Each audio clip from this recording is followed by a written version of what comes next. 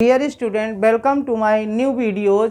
प्यारे बच्चों, आज हम लोग भाषा और व्याकरण संबंधी विषय से साहित्य के बारे में सीखेंगे कि साहित्य किसे कहते हैं। ज्ञान के संचित कोश को यानी ज्ञान के संचित भंडार को हम लोग साहित्य कहते हैं। साहित्य शब्द की जो व्युत्पत्ति हुई है, उसका प्रादुर्भाव जो हुआ है, या साहित्य शब्द बना कहाँ से है, तो वो साहित्य से बना है। साहित्य शब्द से साहित्य की उत्पत्ति हुई है। साहित्य का मतलब होता है जो हितों के भाव से, हित के भाव से जो भरा हुआ हो या परिपूर्ण हो, उसे हम वही साहित्य होता है या उसे हम साहित्य कहते हैं। साहित्य के अंतर्गत काव्य की रचना होती है, नाटकों की रचना होती है, कथा की रचना होती है, निबंध, उपन्यास, एकांकी और इस विधाओं में लिखी गई अन्य रचनाएं जो आती हैं वो सभी साहित्य के अंतर्गत आती हैं। इसके बाद हम लोग चर्चा करते हैं व्याकरण।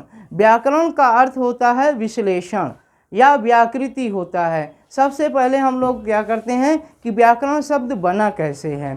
व्याकरण शब्द जो है क्री धातु से पहले वी और आ उपसर्ग लग करके और बाद में अन प्रत्यय लग करके व्याकरण शब्द बना है। व्याकरण का पर्याय होता है व्याकृति, अर्थात आकृति का विश्लेषण। एक तरह से हम लोग इसे कह सकते हैं कि व्याकरण जो है वो भाषा का शरीर विज्ञान है। क्या है? शरीर क्रिया विज्ञान है। व्याकरण को हम लोग भाषा का शरीर क्रिया विज्ञान कह सकते हैं। इसे पद विद्या या शब्द विद्या भी कहते हैं। पद विद्या या शब्द विद्या भी इसे हम कहते हैं। फिर इसके हम भाग देखते हैं कि व्याकरण के कितने भाग हैं। तो व्याकरण के मुख्यतः 3 भाग हैं, ठीक ना। सबसे पहला जो भाग है वो वर्ण विचार है। वर्ण विचार के अंतर्गत हम लोग वर्णों के उच्चारण, लेखन और उनके संयोजन से जो नए नए शब्द बनते हैं उसके बारे में हम लोग विचार करेंगे। दूसरा जो इसका भाग है वो शब्द विचार है।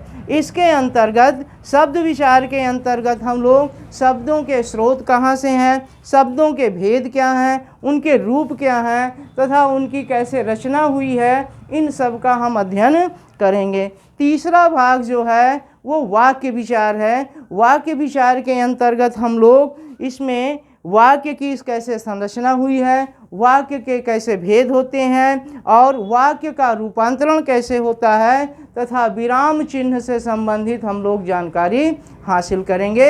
एक बार हम लोग इसको फिर से जनरली रिवाइज कर लेते हैं, दोहरा लेते हैं। साहित्य शब्द की उत्पत्ति कहाँ से हुई है? साहित्य शब्द की उत्पत्ति साहित्य शब्द से हुई है, जिसका तात्पर्य होता है ज्ञान का संचित भंडार है। इसमें उपन्यास, कथा, एकांकी, नाटक आदि विधाओं में लिखी गई रचनाएं आती हैं।